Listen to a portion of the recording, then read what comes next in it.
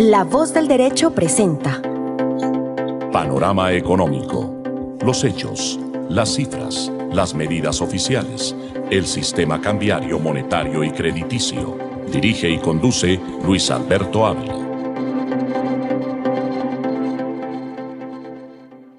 Bienvenidos a Panorama Económico con la dirección general del doctor José Gregorio Hernández Galindo. Hoy les acompañaremos Jimena Charri, Alejandro Velandia, Alberto Ávila y desde luego tendremos invitados especiales con motivo del Congreso Nacional de Empresas de Servicios Públicos en la ciudad de Cartagena, el doctor Camilo Sánchez Ortega. Igualmente tendremos a Luis Antonio Heredia, director del área de transformación digital de Compensar, porque las empresas tienen que modernizarse, tienen que entrar en la era digital o desaparecen. Entonces son retos bien interesantes. Iniciamos con los indicadores económicos a nivel internacional en este panorama en el día de hoy en La Voz del Derecho. Sí, muy buenas tardes a todos los oyentes de Panorama Económico, mis estimados colegas Luis Alberto, Jimena, ingeniero de sonido Luis Daza y doctor José Gregorio Hernández Galindo. Estamos mirando precisamente el último movimiento. Recordamos que hace 2 semanas no nos veíamos, no nos escuchaban nuestros oyentes. Retomando temas a nivel internacional, miramos los cambios y los no cambios que ha habido en las tasas de los bancos centrales más grandes del mundo. Miramos que la Reserva Federal, profesor Luis Alberto, dejó su tasa estable. Estaba en el 5.25% y quedó estable, queda en el 5.25%. ¿Qué se espera? Que se pueda subir de forma gradual 2 veces la tasa, dicen, este año. Más sin embargo, pues tienen que seguir mirando los indicadores que tienen que ver con inflación, que es de los más importantes, y también el tema de la desaceleración económica, que es tan importante, ¿no?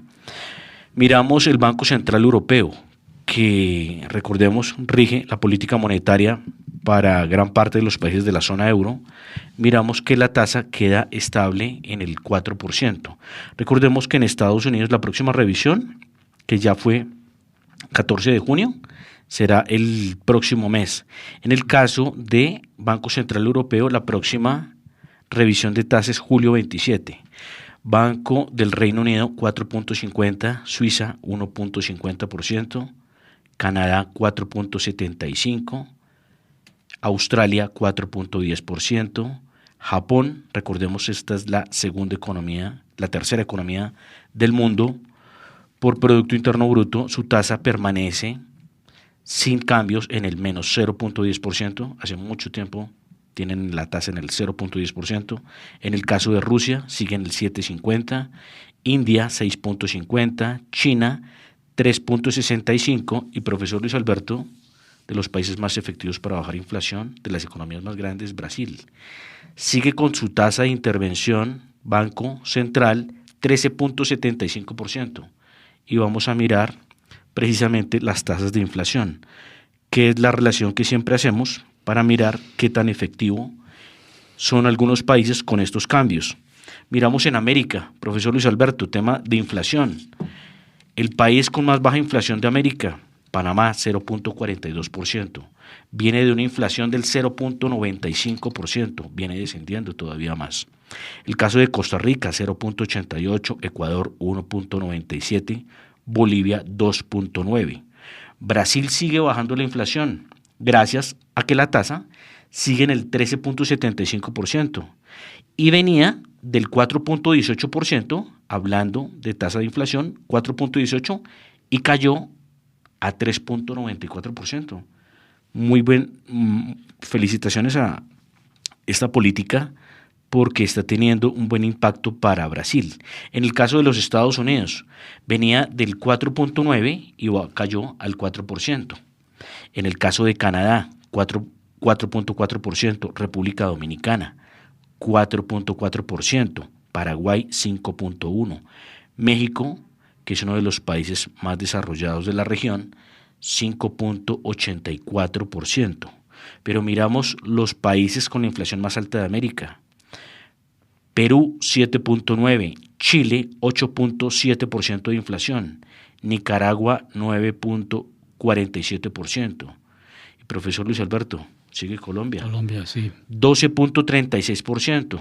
Pues la inflación, hay que recordar que descendió, pero pues muy poquitos puntos, ¿no? Veníamos de 12.82% y caímos a 12.36%. Y sigue, después de Colombia, sigue Cuba, 45.36%, Haití, 48.33%, Surinam, 65.7%, Argentina sigue subiendo la inflación, 114%, y el último lugar, Venezuela, con 436%. Sí, en el campo internacional es necesario hacer referencia a que China baja la tasa de interés, o sea, a 5,5. Y es importante porque ellos dicen que bajan la tasa de interés para estimular la economía. O sea que si por Occidente hacemos una política de subir tasas de interés, en China sí reconocen que bajan la tasa de interés para reactivar su economía. Entonces, claro, pero mire que la inflación la tienen controlada. Sí, la inflación tiene controlada, pero es que básicamente lo que hemos hablado aquí, hay dos opciones de la inflación. Los costos de producción. Si yo tengo costos de producción muy altos en el campo, en materias primas muy costosas, transporte, gasolina, esas son las verdaderas causas de la inflación, los impuestos. Todos esos factores. Mire, factores. profesor Luis Alberto, ya que usted habla de China, qué bueno hacer esta interacción de información. Entonces es clave. China tiene el impuesto a las sociedades más barato que en Colombia. Claro. Entonces hay esa canasta de factores. Entonces esos factores. ¿Y eso que ellos tienen? Esos factores son las causas que determinan la inflación. Claro. Es importante decirle a los oyentes que el interés solamente es un efecto. Costos. La tasa de interés no es la causa. La tasa es una política, pero que no siempre que se hace precisamente para que el dinero mitigar. Pero otro elemento importante de Brasil es el incremento de las exportaciones de Brasil. Eso le ha dado una estabilidad en su aparato productivo y unas divisas muy importantes. ¿Qué le pasa cuando hay superávit? Entonces, cuando hay superávit, el país empieza a tener mucha credibilidad y empiezan a bajar también los precios, porque si tiene una producción nacional y además le sobra para exportar, entonces tiene una oferta muy importante de producción. Eso es lo que explica que los precios bajen. Eso por un lado, profesor, y por otro lado, si se dio cuenta de esa política tan efectiva de subir la tasa al 13.75, la dejaron ahí mucho tiempo y viene bajando la inflación con fuerza. Sí. Casi que un punto porcentual de 0.50 a 1 punto. Sí, pero son las dos escuelas de pensamiento. La una que dice... Pero mire que esta es la escuela de la práctica, si se da cuenta. Sí, pero, esto da resultado. Hay que ver los dos horizontes. O sea, la escuela que dice que si subir las tasas de interés en algunos países les puede beneficiar, en otros no. Los que tienen un aparato productivo muy fuerte, como Brasil, que es, diéramos, un país que se mueve fuertemente, impacta muy duro cuando se reactiva la producción, entonces tiene una oferta muy buena para exportar inclusive. Eso explica en gran medida que Brasil se recupera rápidamente. No le pasa lo mismo, por ejemplo, a Haití o a países que no tengan ningún nivel, ninguna estructura productiva que recupere la economía. Entonces esos países son débiles. Pero ahí es cuando es perjudicial, profesor Luis Alberto, emitir dinero y generar mucho volumen de dinero en el mercado. No, porque es inorgánico. Un país sin producción y con mucho circulante, precisamente, ¿qué le pasa a Venezuela? Sí, Pero mire, ya que usted está hablando de eso, sí se da cuenta que es ese conjunto de estimular la producción, ¿sí? De ser amables con los productores a nivel tributario también y a nivel de incentivo de exportaciones. Pero mire el caso, Argentina, el segundo país con más inflación de América, y los argentinos exportan muchos alimentos, entre ellos la carne, la soya y otros cereales, ¿no? Sí. Pero sí se da cuenta que el mal manejo fiscal es lo que hace que el país sea inviable. ¿Qué hablo de mal manejo fiscal? Lo que usted decía. Cuando hay vacas gordas, aumentan el gasto, ¿sí? En cambio de que cuando hayan vacas gordas, se hacen ahorros y sobre esos ahorros se hacen unas inversiones y se protege al sector productivo. ¿Sí? Porque mire que Argentina, precisamente en este momento, dicen que el gobierno actual va a perder las elecciones. Porque obviamente este problema es tan complejo que sigue la inflación disparada, no tiene contención y muchos no saben qué hacer. Y recordemos que son ciclos, ¿no? Son ciclos, porque igualmente le pasó con Carlos Menem. Carlos Menem también tenía una deuda grande y los buitres, que son los que recompran la deuda, pues estaban asfixiando al país, porque estos buitres pues compran la deuda y saben que la van a rescatar y se van a ganar una rentabilidad, o sea, suben las tasas de interés, y eso le pasó a Argentina en esa época. Entonces es un péndulo. La gente, cuando ve que no hay una solución ni en la izquierda ni en la derecha, los países se están decepcionando. O sea, a Alemania le ha pasado, la socialdemocracia, en fin, se mueven el péndulo hacia varios sectores porque la población lo que necesita son soluciones. A mí no me interesa que el problema del hambre, de la informalidad, de la inequidad, me lo solucione la derecha o la izquierda. El que que lo solucione, sigue en el poder. Y si no lo soluciona, se va a presentar ese péndulo. Pero Llega mire, un gobierno de profesor, derecha profesor, sí. y si sube la deuda externa, por ejemplo, el caso de Menem, se cayó Menem porque obviamente no dio resultados desde el punto de vista de la deuda. Y llega otro gobierno con el supuesto que va a solucionar los problemas y no lo logra hacer. De acuerdo. Por eso hay una cosa importante que usted estaba hablando, lo que es de la China. ¿Nos recuerda el dato? Sí, 5,5 de la tasa de interés de China. Y el Banco Central chino pues reconoce que esta tasa es para seguir estimulando la reactivación económica. Eso. Entonces ahora vamos a decir algo, mire. China venía de inflación, es que si se da cuenta el cuidado también de la economía, porque ahí sí se puede hacer esto. ¿Por qué? China venía con una inflación del 0,1.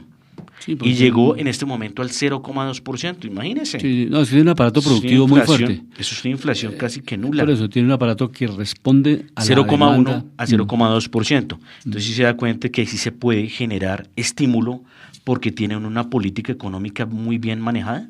Sí, o sea, da espacio. Pero es la fortaleza de la economía, porque es Sí. una economía fuerte, robusta. No es lo mismo el Partido Comunista Chino, que es socialismo, que el Partido Comunista Cubano, un país donde no hay producción industrial, donde no hay tecnología, donde solamente es el azúcar, el tabaco, o sea, no hay fuentes de producción de divisas. Entonces, obviamente, a China lo respeta el mundo a pesar de que es socialista. Nadie le hace el feo a China, a pesar de que es socialista comunista. Por el poder económico Por el que poder tiene. económico. Entonces, sí ve cómo los intereses se mueven por encima del sistema económico. En cambio, si un país como Venezuela es socialista, le dicen... Que los intereses se mueven por encima del sistema económico. Sí, los Yo intereses diría que políticos. políticos sería. Intereses políticos, claro. Por encima del interés político. A China, claro. pues obviamente con esa demanda mundial. China se reactiva y jalona al resto del mundo. En cambio, Cuba se reactiva y no mueve nada. Porque acuerdo, el volumen. No tiene ninguna, ni El Haití. volumen de No, economía. Haití no es importante en el esquema mundial. Pero Y entonces, Colombia, si no nos ponemos... los presidentes si no nos acá, el ponemos- presidente Iván Duque fue a Pekín y allá se arrodilló y le colocó una ofrenda floral a Mao Zedong. O sea, sin que el presidente Duque sea socialista, pero fue con el respeto debido Obviamente si eso es por como un el- acto de protocolo... por el imperio, porque es que es un imperio. Es un imperio, Y sí. entonces, ese imperio que sea socialista, a ese sí nos gusta. Pero este que es Venezuela, que está quebrado, ese es un socialismo malo. Porque Claro, de obviamente el acuerdo. interés económico Pero mire que prima China- sobre eso. Pero mire que Sí. China en lo económico sí es el más capitalista. O sea, es que Hacia ellos tienen afuera. un sistema híbrido, ¿no? Hacia afuera. Porque políticamente, sí, claro, son comunistas. Internamente es el Partido Pero, Comunista el que maneja sí, toda la economía. pero a nivel económico son de los más competitivos a nivel capitales. Claro. Entonces es el más capitalista a nivel de comercio mundial. O sea, tienen unos salarios pequeños. Ayer estuvimos revisando con algunos economistas de los salarios que tiene China. Está más o menos en el promedio de 1.600.000 pesos, casi como un salario colombiano. Está el salario de un chino. Pero allá la diferencia es que el salario es libre, porque allá tiene la educación gratuita, la vivienda gratuita y los servicios públicos gratis. Entonces un trabajador no tiene que afanarse por llegar a la casa a ver que si se le vencieron los servicios públicos, si el niño no pudo ir a la escuela, si no tengo la salud, si no tengo esos Tiene el servicios. subsidio de lo básico. El Estado entrega eso a la población Lo básico, y ¿no? le paga salarios muy pequeños. Pero aquí el salario mínimo, que es parecido al de la China, el señor del salario mínimo tiene que llegar a pagar la luz, a pagar la educación de los niños, a pagar todos los servicios públicos, y entonces no es la misma capacidad Pero adquisitiva. sí sabe por qué pasa eso. Obviamente porque es que el nivel de tamaño, productividad. no, eso es uno. Pero la burocracia del país es la que no permite hacer eso. Hablo de burocracia, ¿qué? La otra vez estaba en una reunión con varios políticos y la conclusión, ¿sabe cuál era? Que hay muchas instituciones creadas a nivel de gobierno, departamentales, que no son eficientes y que replican muchas funciones de otras, pero que en la práctica no generan mucha eficiencia ni desarrollo. Entonces, ¿cómo es de importante reducir el tamaño del Estado? Mire, profesor Luis Alberto, que ya que hablamos de eso, por eso hay que replicar 2 países o 3 países de los que fueron exitosos en implantar ese modelo y rectificaron: Irlanda, Singapur.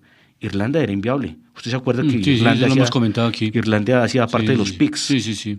que eran los cerdos? Sí. Los países con alto nivel de deuda. Los países parias de Europa, los países que eran desordenados de Europa, los países fiscalmente no viables, que era Portugal, Irlanda, Italia, Grecia y España. Ujú. ¿Sí?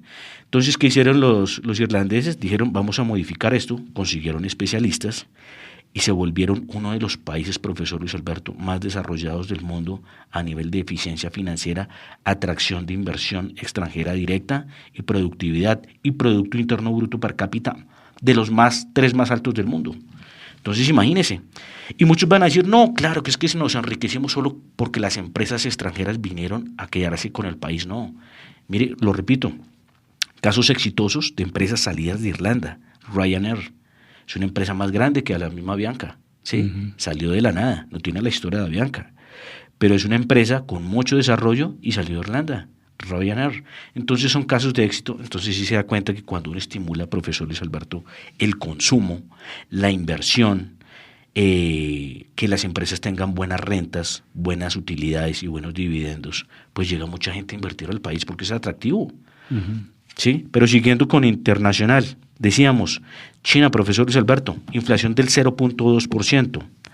Miramos Tailandia, 0.53, otro de los países que vienen mucho desarrollo de Asia, 0.53.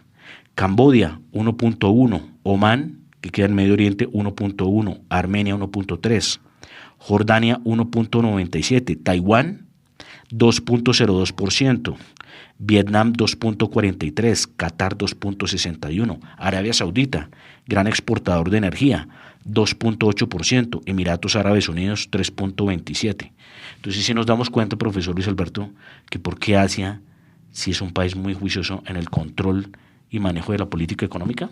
Sí, de acuerdo. Pero ya vamos entrando a panorama económico nacional y esta semana, pues el miércoles, presentó el marco fiscal de mediano plazo el Ministerio de Hacienda en cabeza del doctor Ricardo Bonilla.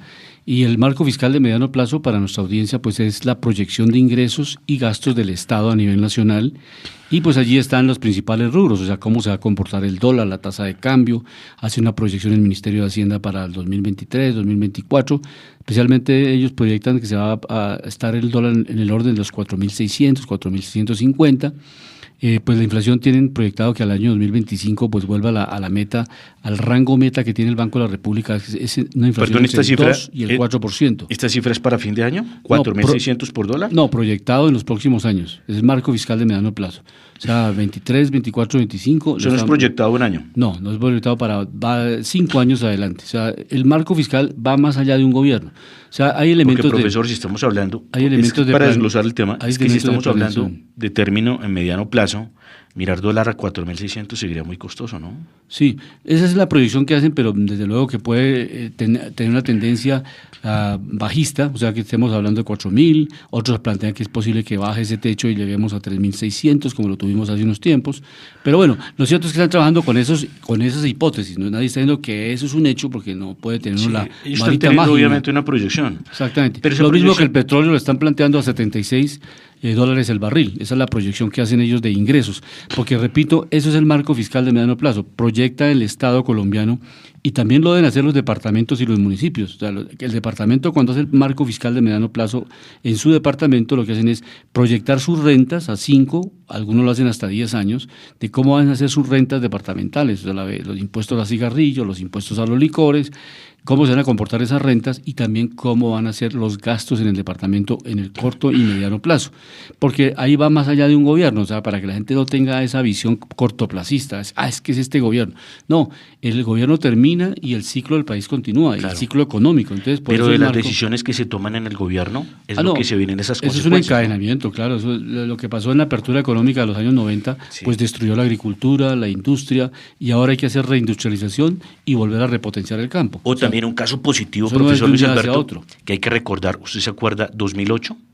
Sí. Cuando la crisis financiera a nivel global, sí, que fue por lo hipotecario, lo inmobiliario. Sí. Okay.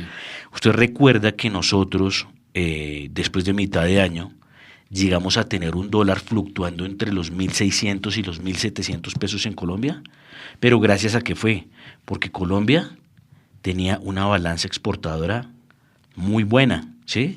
Colombia, o sea, estaba también, creo que estaba acercándose al crecimiento del 6.8 o 7%. Entonces sí se da cuenta que cuando nosotros, por ejemplo, en esa época que nos hacía fuertes, obviamente el tema del petróleo. Recordemos que en el 2008 el barril del petróleo llegó a tocar 145, 150 dólares, llegó a tener picos de 150. Una bonanza petrolera. Entonces sí se da cuenta, profesor Luis Alberto, que esas exportaciones de las que hablábamos en un sector que es tan vital en Colombia, ¿vale la pena apuntalarlo? porque eso nos estaba salvando la papeleta y gracias a eso viajar, por ejemplo, a Estados Unidos era más económico. Hoy en día viajar, por ejemplo, a Estados Unidos, a Europa, a otros países del mundo es costosísimo. Yo recuerdo que estuve en Los Ángeles precisamente en el 2008 y obviamente los costos no eran exagerados como hoy en día, ¿no?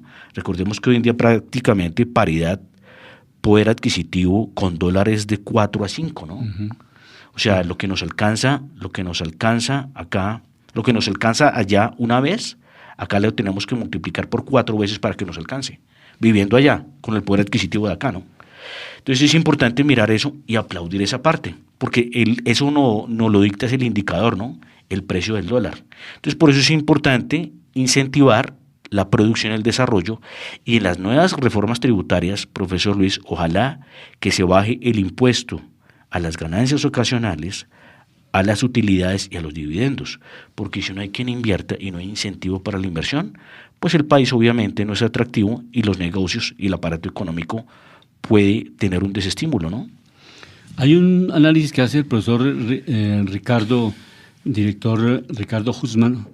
Hausman, es el director del laboratorio de la Universidad de Harvard, y él dice que Colombia debe tener un manejo especial en crecimiento económico sostenible y que se mejore la brecha que hay en la profunda desigualdad. O sea que acá pues obviamente el ingreso per cápita, él compara los años 90 entre China y Colombia y cómo Colombia ha venido desmejorando la distribución del ingreso.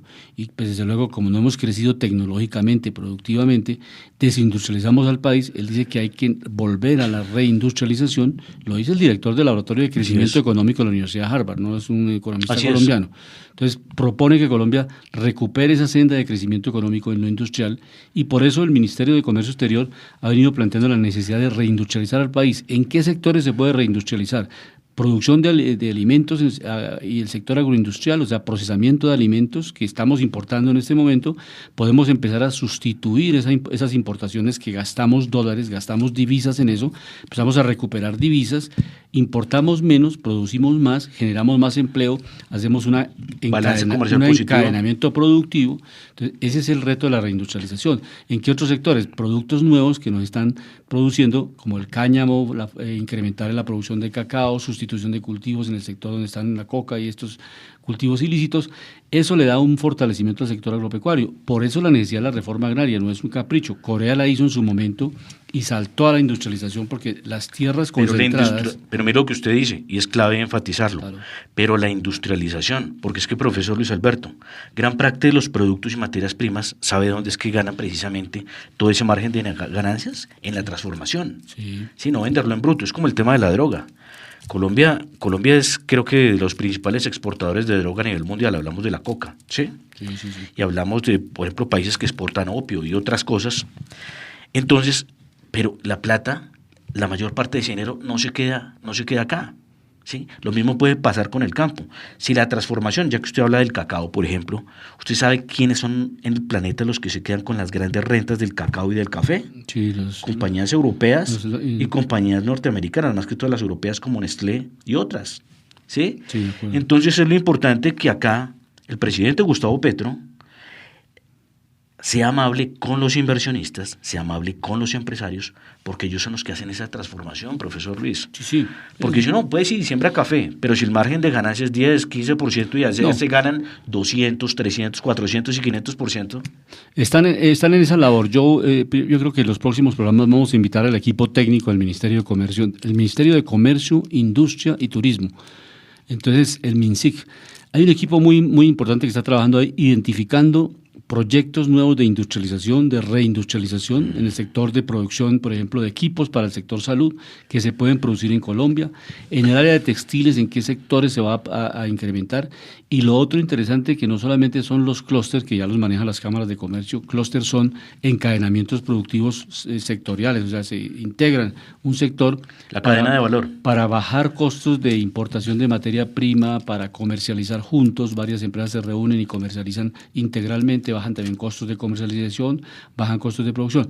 Pero lo que dice el Ministerio de Industria, de Comercio, Industria y Turismo es que más allá de esas cadenas también van a buscar que la economía popular se empiece a encadenar y a fortalecer, porque esta gente que está formalmente afiliada a las cámaras de comercio es un sector muy importante, pero que eso no, sería más o menos que los no es el gremios y las único. cooperativas, ¿no? Sí, pero ellos no son los únicos. Hay pequeños productores que no tienen la capacidad financiera para afiliarse a las cámaras de comercio, Que serán las cooperativas. que son las cooperativas o informales, que no llegan a ser formales.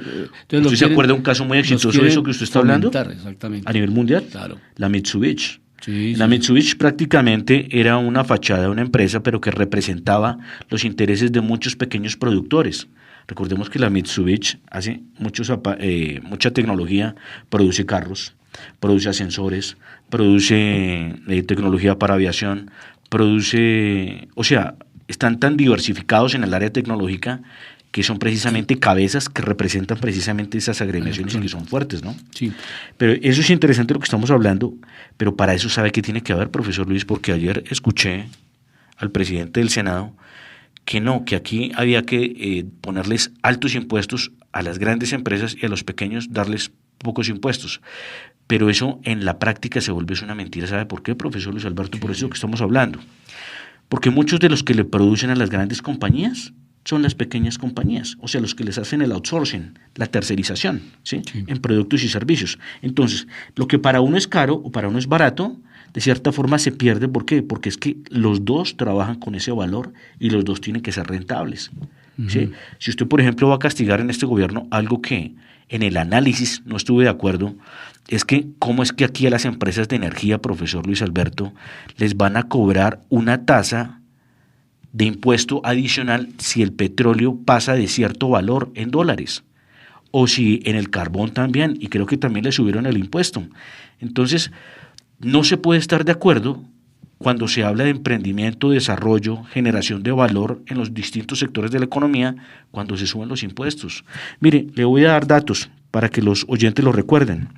El impuesto a las sociedades en Colombia estaba en el 31% y se subió al 35%.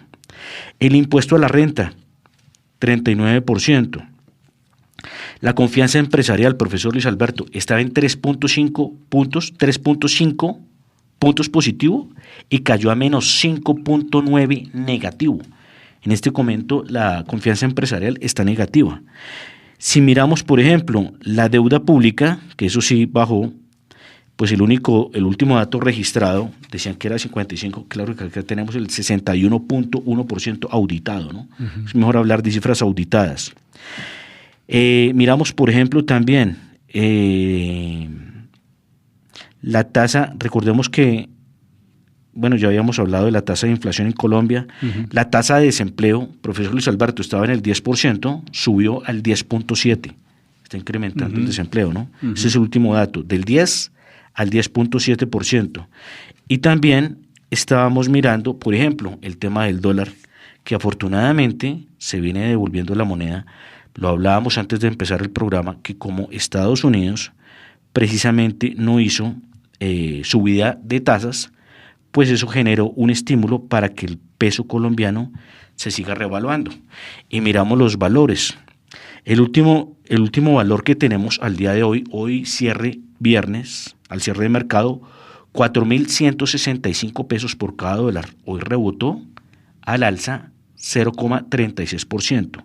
Recordemos que venía descendiendo desde los 4.700 desde mayo, profesor Luis Alberto. Entonces es una buena noticia. Recordemos que obviamente el peso la devaluación estaba disparada y gracias a eso también el tema de la inflación, porque muchos productos, recordemos, vienen importados, ¿no? Sí. Vamos también a hacer un comentario muy breve sobre el tema del proyecto de ley ferroviario, una ley ferroviaria que se está tramitando en la Comisión Sexta de la Cámara de Representantes.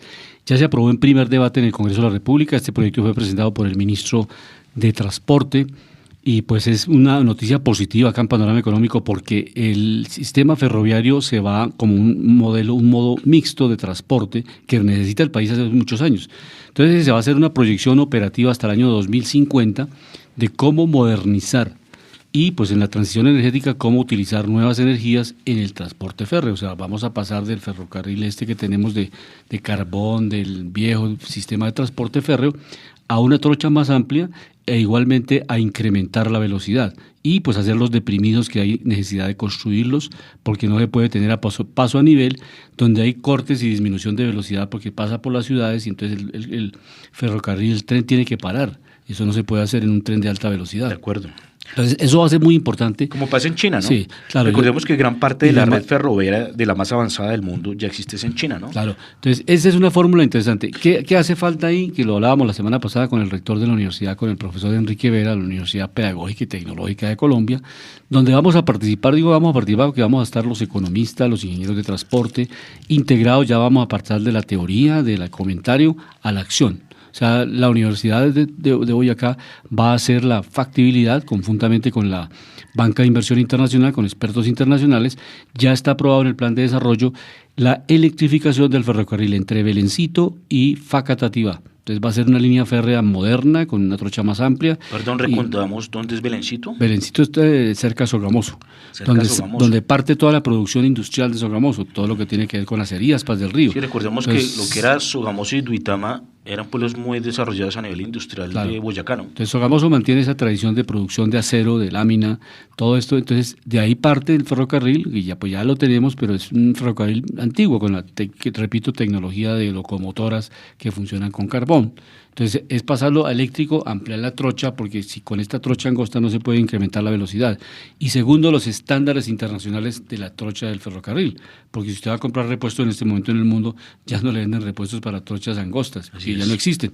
Entonces entonces los estudios técnicos lo va a realizar la Facultad de Ingeniería, los estudios económicos lo vamos a realizar la Facultad de Economía de la Universidad de Tunja y pues obviamente una serie de expertos. Pero la idea es eso, no vamos a quedarnos solamente en el análisis teórico, sino desarrollar un proyecto porque va a tener movilidad de carga, movilidad de pasajeros, un factor a eso me refiero, que tiene que haber temas de mercados y de conocimiento real de la economía, claro, o sea, entonces, con actores de mercado. Claro, entonces todos porque los obviamente empresarios... recordemos que el tren va a suplir esas necesidades del sector empresarial. Hay una entidad que se llama Proboyacá que aglutina a todas las empresas del departamento. Entonces, esas empresas van a concurrir, que son los grandes productores de la carga, o sea, que son los que van a tener que son los actores del mercado. Correcto.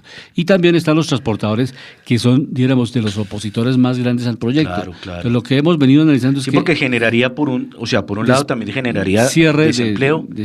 Y empresas, ¿no? Claro. Obviamente los que hacen el transporte de carga a nivel en camiones y tractomulas, ¿no? Entonces, en la estructuración financiera tiene que hacerse una participación de los transportadores. O sea, ellos se vuelvan también accionistas de ese nuevo proyecto y puedan reemplazar la rentabilidad que tienen en transporte de camiones, puedan pasarse a ser socios de ese nuevo proyecto. Y obviamente bajaría costos, ¿no? Porque obviamente costos. Recordemos que un tren tiene 40, 30 vagones. Es correcto. Con solo cierto número de operarios, en cambio, pues 40 tractomulas, son 40 conductores. Es correcto. Son 40 más desgaste en máquinas, porque por ejemplo 40 tractomulas tienen más de... Y el consumo dicen en algunos casos, o gasolina en otros, que es un consumo grande y una contaminación importante, porque la primera fase de la contaminación es bajar el consumo de gasolina en el transporte, o sea, electrificación del sistema de transporte de las ciudades y los intermunicipales, eso hay que hacerlo. Pero como es importante también pensar en los actores de la producción, ¿no? En ese sentido, los transportadores. Claro. Que no hay que sacarlos, sino también pensar en ellos. Esa es la labor social que va a hacer la Facultad de Economía de la Universidad de Tunja. Va a hacer encuestas, trabajo de campo. Profesor, pero esa empresa en cabeza de quién regiría, ¿en cabeza de ellos mismos o en cabeza del Estado? No, la banca de inversión se va a encargar de hacer la estructuración del proyecto. O sea, eso quedó ya, digamos, en el Plan Nacional de Desarrollo. Esa es la importancia, porque no se va a trabajar sobre un proyecto que no esté en el Plan de Desarrollo. Por eso le repito que aquí hay una ley que está tramitando en el Congreso que se llama la Ley Ferroviaria. Y con esa ley van a bajar los costos de operación, también de impuestos, para que haya estímulo para invertir en este sector. Si se da cuenta que todo eso da un encadenamiento. Eso que usted está diciendo. Sí. Si se aplica ahí. Sí, se aplica al sector es lo que debe ser. Para estimularlo, lógico. Para estimularlo. Porque recordemos que un negocio y un sector económico pues tiene que tener márgenes, ¿no? De acuerdo. Si no, no es viable. No es viable. Entonces, esos son los factores que comentamos aquí en Panorama Económico, que son factores reales de generación de empleo. Pero vamos a otro tema que es bien interesante. Congreso Nacional de Empresas de Servicios Públicos, en las cuales están hoy en la ciudad de Cartagena. Desde ayer iniciaron miércoles, jueves y viernes, y vamos a comentar, pues a entrevistar a Camilo Sánchez Ortega, que es economista de la Javeriana, y él está ahora como presidente de Andesco, y él nos comenta en la primera fase de esta entrevista en qué consiste este Congreso Nacional de Andesco. Vamos a tener un congreso donde vamos a tener lo técnico por encima de lo político. Vamos a tener los ministros, 6 ministros acompañándonos en el proceso, superintendentes, embajadores, vamos a tener el Banco Mundial haciendo participación en el proceso, el gerente del Banco de la República mostrando cuáles son sus perspectivas, vamos a tener exministros de Hacienda comentando el proceso y vamos a tener medios de comunicación como ustedes haciendo también y revisando lo que se está avanzando para que del dicho al hecho ya no haya tanto trecho. Estamos mostrándole al país que los mejores aliados para lograr la equidad en Colombia son los servicios públicos y que no es un dicho nomás, eso ya lo vivimos en la pandemia, cómo pudimos sobrevivir más de 16 meses desde nuestros hogares, trabajando, estudiando y haciendo todo lo necesario para mantener viva la economía. Que los servicios públicos no son los enemigos de los usuarios, que por el contrario somos los mayores aliados y que para el gobierno nacional somos el multiplicador económico que se requiere para poder verdaderamente lograr los mayores incentivos para la generación de empleo y desarrollo.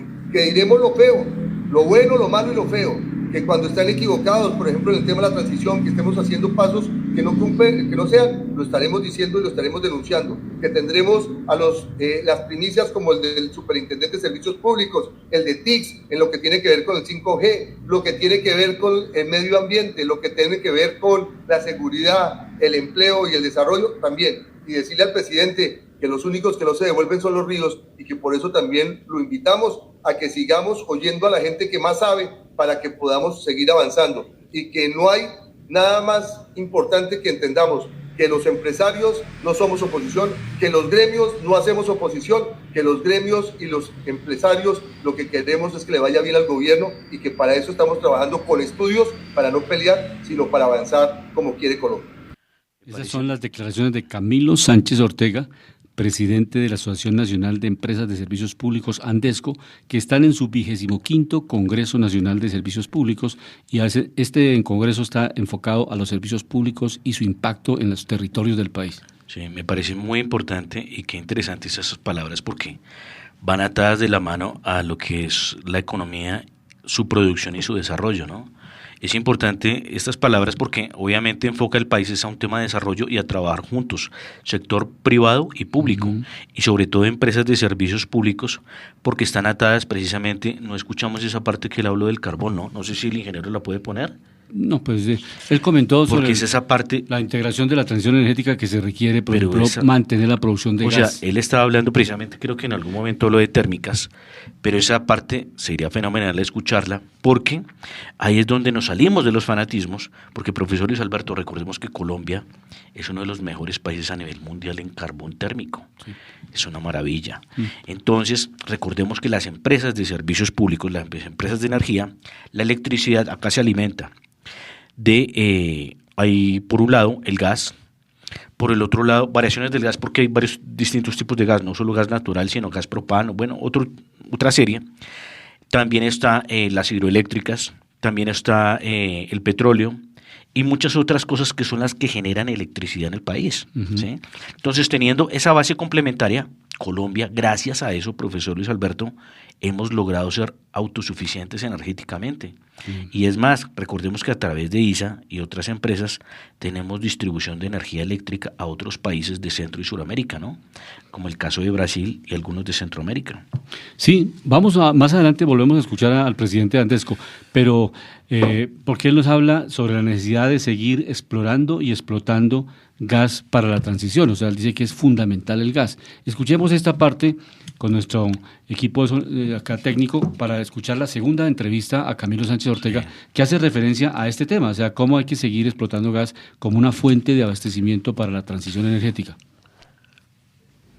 Para que no sé, y ahí una cosa que lo dije, que es fundamental, necesitamos gas, mucho gas, porque las térmicas van a generar en el momento del fenómeno del Niño casi el 52% de la energía que se va a requerir. Por eso necesitamos gas y ahí carbón en algunas de nuestras térmicas, porque esa es la seguridad que tenemos. Nosotros estamos aquí teniendo la certeza de que las térmicas nos han ayudado a pasar los momentos más críticos y hoy requerimos para ellas tener el gas.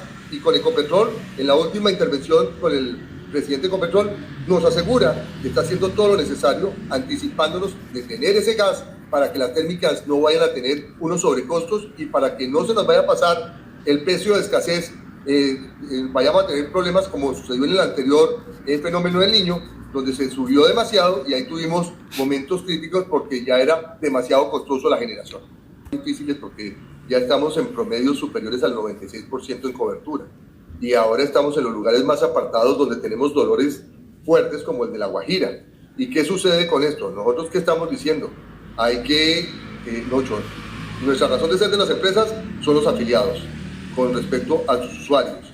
Pero lo más interesante es que la gente en las comunidades también nos están haciendo ver como que hay una discusión entre los empresarios y las comunidades. No, aquí tenemos dos cosas. La primera, las empresas no son gobierno. Las empresas no están para suplantar al gobierno. Nosotros no tenemos que hacer escuelas, no tenemos que hacer colegios, no tenemos que hacer vías, no tenemos que hacer todo eso. En muchas oportunidades lo estamos haciendo porque queremos poner el granito adicional al proceso, pero que no nos los cobren como si fuéramos el gobierno. Segundo, las comunidades tienen que entender que esto es un gana-gana. En La Guajira, el momento en que entre la energía eólica y solar a generarles a ellos lo que no han tenido, va a ser un cambio absoluto en la generación de ingresos, en la generación turística, en la generación de bienestar, que es el nivelador más importante de los servicios públicos para los usuarios. Hoy las consultas previas tenemos que aumentar su proceso, tenemos que tener un gobierno en la región, con las regiones trabajando para avanzar en estos temas y hacer las reglas de juego claras, transparentes para todos. No puede ser una consulta previa diferente para cada una de las comunidades. Tenemos que buscar cómo podemos extrapolar ese proceso para que sea mucho más transparente, para que todo se haga por encima de la mesa y para que realmente avancemos en este tema. La colectora es un tema muy importante y cada vez, en cambio de disminuir las consultas, aumentan y queremos que tengamos esa posibilidad. Por eso nos gusta saber que el presidente de la República va a estar en La Guajira, porque podemos perder una opción gigantesca en La Guajira si de verdad se aburren las empresas por varios motivos. Uno, seguridad. Estamos perdiendo seguridad y esto hace que tengamos unos sobrecostos. Dos, que las comunidades estén exigiendo mucho más de lo que se puede hacer para el cierre financiero. Tres, que se pongan una discusión entre lo público y lo privado y lo peor, entre ricos y pobres y entre empresarios y gente que va a recibir el servicio. Estos son complementarios y no es una discusión entre los dos. Y lo más importante, las empresas quieren ayudar a terminar ese cierre de brechas y están haciendo las inversiones. En TICS están haciéndose todo esto después de los centros poblados, llegar a los territorios más apartados, pero recuerdo, las coberturas ya son casi universales y eso es algo que a la gente se los olvida. Estas son las declaraciones del presidente Dantesco en el Congreso Nacional de Cartagena, que se está realizando desde el día de ayer, hoy viernes y termina mañana, y pues desde luego el presidente de la República no puede estar allá porque está en Alemania, pero allá están los ministros, están las distintas carteras especializadas para que puedan intercambiar opiniones, también estuvo el superintendente de servicios públicos, en fin, esa es la importancia que los gremios... ¿Estuvo allá? No tengo el dato exacto si la ministra de Energía estaba allá, porque ella estaba en Alemania, pero estaban los viceministros. Sí, pero hablo de la persona clave en el gobierno. Porque en Alemania están trabajando mucho la potencialidad de Colombia en hidrógeno y de convertirse en un proveedor Alemania de hidrógeno y a su vez Alemania soportar tecnológicamente para incrementar la producción de hidrógeno. Sí, pero bien interesante también. Gran parte de la producción y el manejo comercial se quede acá, ¿no? No que nos cojan empresa internacional para intermediarnos y se lleven los grandes valores, ¿no? Eso sí. Estoy hablando de que por qué es tan importante que la ministra esté liderando precisamente un sector que es tan vital en Colombia. Recordemos, profesor Luis Alberto, que el sector energía en Colombia es el que más, de los que más genera dinero y aparte de eso es estructural, el que más genera exportaciones, ¿no? Sí, de acuerdo. Eso es un sector tan importante, aparte de que ayuda al sistema fiscal, ¿no? A las finanzas del gobierno. Sí, y en este análisis que hacemos acá en Panorama Económico, vamos a hacer uno que tiene que ver con la transición, todo lo que tiene que ver con la transformación digital de las empresas. Mire, las empresas... Perdón, profesor, un paréntesis, qué pena antes de que siga con el tema. Sí. Hay que recordar que Ecopetrol venía trabajando en el tema de hidrógeno desde el gobierno pasado, ¿no? No, claro. ¿Sí? Esos son Para retos. que obviamente el presidente Gustavo Petro no se va a llevar las banderas de eso, porque eso no es así. No es Entonces, avanzar. Hay que avanzar, mostrarle a la construir gente. sobre lo construido. Sí, porque Ecopetrol viene trabajando en esto. Sí, tienen Pero es Cartagena. importante que a Ecopetrol ninguna de las alas se las corten. Alas de generación de energía, ¿no? Sí. Que es petróleo, que es gas, que es el hidrógeno, que viene en varias presentaciones, que es el hidrógeno blanco, el verde, el gris, el azul, ¿sí? Sí. Entonces es importante esa complementación, pero hay algo ideal que hay que aplaudir a los que han tenido estos resultados. Felipe Bayón fue uno de los que trabajó mucho en esto, y gracias a que Colombia puede ser gran exportador a través de Ecopetrol, es un aplauso de pronto para el gobierno anterior, tanto como para Felipe Bayón. Entonces la invitación que ya están en Alemania es que el nuevo presidente de Ecopetrol, me imagino que está con el presidente de la República, trabajando en esto, que obviamente generemos, así como lo generó Felipe Bayón, puertos, más que presencia en puertos internacionales como Ámsterdam, en Holanda, y otros de Europa, para generar nosotros la misma distribución. Claro. No, y hay otros países interesados que obviamente estaremos tratando de hacer contacto con ellos, como Japón. Japón está muy interesado en apoyar a Colombia en el tema de hidrógeno, entonces estaría Japón, Alemania. Entonces, hay varias opciones y es una capacidad negociadora. O sea, que Yo sabía que von der Leyen estuvo en Chile, ¿no? Negociemos con ventajas comparativas y con, digamos, que el país salga beneficiado de estos acuerdos, porque no es entregar los recursos naturales como lo hemos hecho, sin procesar, sin trabajar, sin valor agregado. Sin valor agregado. Entonces vamos a la transformación digital, en qué consiste las empresas, por qué lo están haciendo las pequeñas y medianas empresas. Ustedes pueden entrar a la página y pues apoyarse en eso, transformación digital, cursos gratuitos completamente, paso a paso, para que las empresas vayan entrando en esta era digital y hagan producción, comercialización digital, y esto les baja costos y además posiciona a las empresas. Eso es lo que nos va a decir Luis Antonio Heredia, director del área de transformación digital en Compensar. Encaminarse en la ruta de transformación digital. Luego de que hemos recorrido ya esta ruta anterior, entonces procedemos a la implementación de las soluciones tecnológicas de acuerdo a las necesidades específicas de las empresas.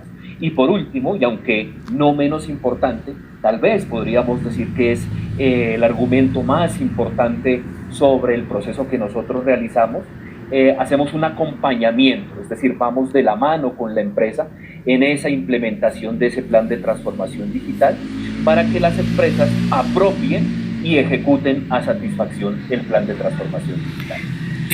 ¿Qué empresas pueden acceder a este servicio? ¿Solamente afiliadas o por también empresas que no lo sean o todavía no se han afiliado a la caja de compensación? Digamos que las empresas que quieran fortalecer sus capacidades digitales, las empresas que quieran crear elementos diferenciadores que hagan a sus empresas más competitivas en el mercado, las empresas que quieran aumentar su productividad a través de la incorporación de tecnologías digitales en sus procesos, las empresas que quieran usar herramientas tecnológicas enfocadas al conocimiento del cliente y planificar esos recursos empresariales, las empresas que quieran consolidar su modelo de negocio, las empresas que quieran incrementar sus ventas en el área nacional y, por qué no decirlo, internacional, deben pertenecer a nuestro centro de transformación digital. Entonces nosotros, para ese proceso de transformación, pues tenemos unos requerimientos, ¿sí? Yo siempre les digo, el principal requisito es querer tener ganas de transformarse digitalmente. Luego, pues hay que constituirse como una MIPYME, formalmente, insisto, constituida. Hay que diligenciar un formulario de inscripción que lo encuentran en nuestra página web www.corporativo.compensar.com, o si no, simplemente abren su buscador de preferencia y escriben Centro de Transformación Digital Compensar y ahí pueden encontrar toda la información. O también pueden escribirnos al correo electrónico fomentoempresarial@compensar.com. Quiero aclarar algo y quiero contarles a todos los que nos escuchan en este instante que todo esto de lo que estamos hablando, todos estos servicios que ofrece Compensar son totalmente gratuitos. Perfecto. Entonces, finalmente enumeremos unas ventajas que tendrán las empresas al usar estas alternativas de todo el tema digital a nivel interior. Claro que sí. La conformación, la consolidación, la realización de un proceso de transformación digital dentro de una empresa conlleva una serie de beneficios y de ventajas significativas, ¿sí? Como por ejemplo mejorar la eficiencia operativa.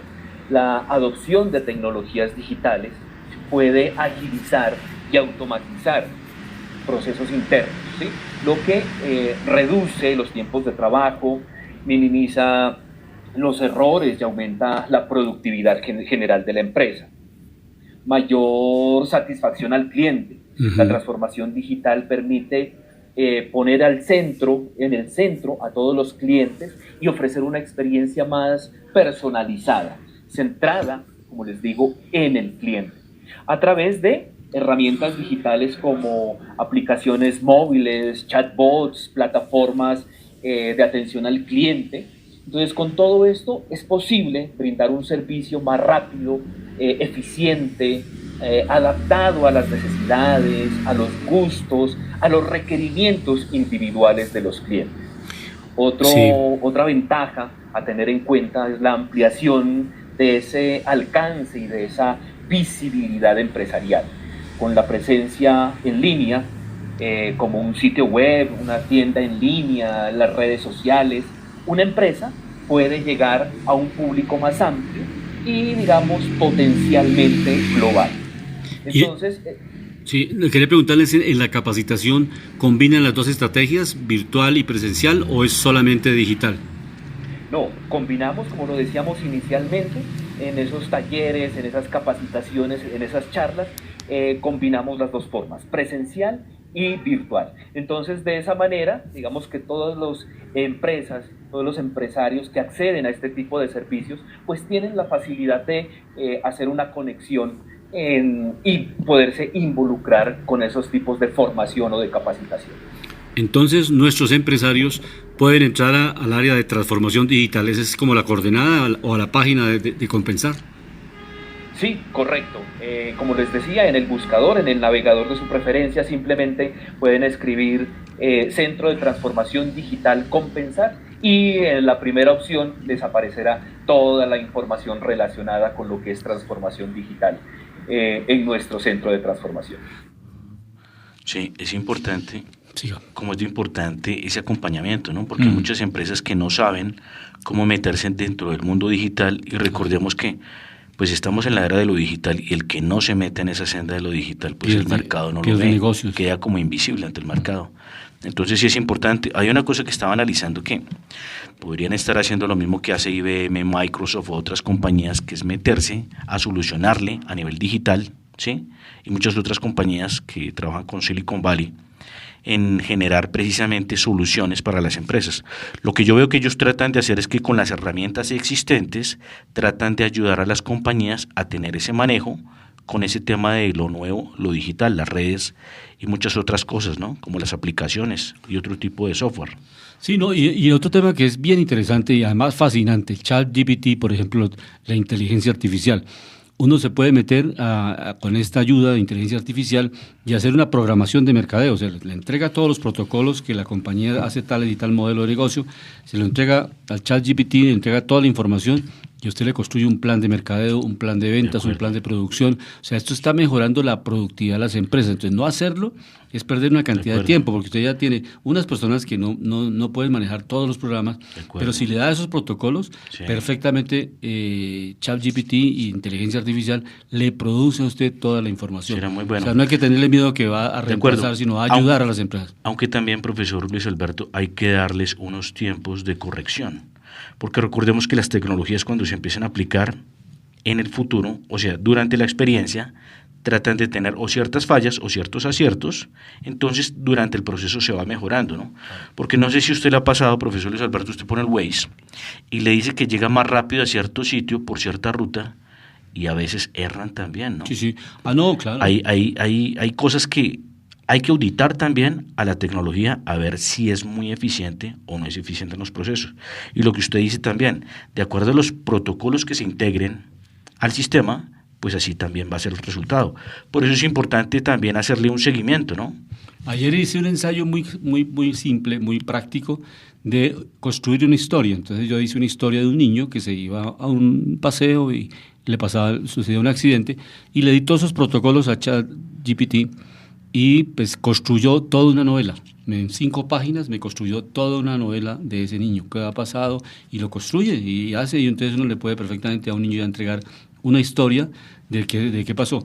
Otro caso que hice también con inteligencia artificial, que lo están controlando las universidades, porque uno, como está en la docencia, para que la gente, los estudiantes, la Universidad de los Andes ya compró un programa que identifica cuando un estudiante hizo un trabajo con inteligencia artificial, porque se lo entregó a inteligencia artificial y le resolvió el examen. Yo le digo, construyame un modelo en el cual tiene esto y estos parámetros, y le construye el modelo y se lo entrega ya la respuesta hecha. Entonces el señor no tiene que estudiar para el examen, sino ya está la respuesta. Entonces el programa de los Andes lo que hace es identificar qué estudiantes hicieron con inteligencia artificial el trabajo que les asignó el profesor. Sí, eso es algo muy importante, profesor, porque recordemos que la tecnología hay que saberle dar su posición dentro de la humanidad, ¿no? Porque obviamente si los va a poner uno a que vayan a la función estructural, pues imagínese el desarrollo mental del ser humano, ¿cuál va a ser? No, la idea es llevarlos mucho más al análisis que a la repetición, que no lo tiene, eso, porque la inteligencia artificial le entrega los insumos. Ya le entrega todo. La idea es que el estudiante desarrolle analítica y comparativamente las ventajas y desventajas de esa propuesta. Ayer, por ejemplo, entramos un libro... Por eso hablo de que hacerle seguimiento, ¿no? Ayer entré una parte de un libro de ChatGPT del profesor Joseph Stiglitz y le dije, mire, quiero que me analice el precio de la desigualdad del profesor Joseph Stiglitz, y inmediatamente me dijo, este libro consiste en los siguientes parámetros. El profesor Stiglitz se refiere en sus tantos capítulos y lo desarrolló todo el libro. En cuestión de solamente 5 minutos me entregó en el computador toda la información. Después yo le dije, por favor dígame en qué consiste la guerra de los presupuestos, uno de los capítulos, y me dijo, esas son las diferencias políticas y son los encuentros que hay o las luchas que hay entre los grupos económicos de poder y la población en general. Entonces la lucha por los presupuestos, de eso consiste, que los partidos políticos finalmente, los candidatos cuando llegan a una asamblea, a un consejo, no llegan por servicio a la patria, llegan justamente a apropiarse o al manejar o a tomar decisiones de cómo se gasta ese presupuesto. El que llega al poder. Eso es lo que él llama en el libro la guerra de los presupuestos. Pero en 30 segundos, inteligencia artificial me hizo un análisis de ese tema. O sea, no hay necesidad de leerse todo el capítulo, pero lo importante es saberlo, analizar y entender. De acuerdo, pero le hizo un análisis no porque, o sea, hay que abrir esto, ¿no? Hace el análisis no desde su análisis propio, sino desde el análisis de la lectura propia de lo que dice el autor, ¿cierto? Claro. Porque es que hay una pregunta interesante, pues sería hacerle a GPT, porque muchos que están en la academia muestran unos resultados contradictorios a lo que debe ser la hipótesis misma en el desarrollo. Hablamos de modelos de desarrollo económico. No, pero yo lo cito cada rato. Yo digo, ¿por qué no se le dio un premio Nobel al que sacó Irlanda a la prosperidad o al que sacó a Singapur a la prosperidad? Porque es un resultado, no es una hipótesis. No, pero ¿sí? lo que pasa es que en Estocolmo, allá en Suecia, los grupos económicos que crearon el premio Nobel tienen unos intereses y le dan a las personas que hacen trabajos convergentes con esos intereses económicos. Entonces, por eso es que... Porque una cosa de las que hablábamos un día, profesor Luis, el premio Nobel de Medicina es en base a algo que efectuó un resultado positivo. Claro, ¿sí? que aportó a la ciencia. Pero creo que casi todos los premios Nobel, y hay premios Nobel de Economía que son hasta empíricos, ¿no? Sí, claro. Muchos de esos premios Nobel no muestran los resultados efectivos en la teoría, o sea, no es efectiva en el resultado, ¿sí? La efectiva en el resultado, ¿cuál es? Recordemos que la economía, precisamente como es la participación de los medios de producción, los consumidores, el intercambio, el país que tiene un modelo de desarrollo superávit es el exitoso. ¿Y qué es superávit? Cuando el ingreso supera al gasto, producir más, que genera un sobrante, que esa es la utilidad o la ganancia. Los excedentes. Pero hay muchos temas y este tema va a ser supremamente importante de inteligencia artificial. Es posible que invitemos aquí a expertos, gente que sabe tecnologías, que saben de distintos, porque ya hay distintas opciones. Microsoft tiene un programa muy completo, que Compot, si no estoy mal. Ellos están, lo que es Microsoft, Facebook, Neuralink, están desarrollando muchas otras, están metiéndose motores de muy inteligencia duro artificial en inteligencia Que va a artificial. reemplazar a Tesla Google. supuestamente ya está fabricando robots, ¿no? Es correcto. Entonces, en ese mundo hay que estar informados y estar con los expertos trabajando y analizando aquí en Panorama Económico. Y auditando. Llegamos al final de nuestro programa Panorama Económico con la dirección general del doctor José Gregorio Hernández Galindo. Hoy estuvimos con ustedes Alejandro Velandia, Alberto Ávila, en el control máster el ingeniero de sonido Luis Daza. Nos escuchamos la próxima semana. La Voz del Derecho presentó Panorama Económico. Los hechos, las cifras, las medidas oficiales, el sistema cambiario, monetario y crediticio, la agricultura, la industria, en La Voz del Derecho.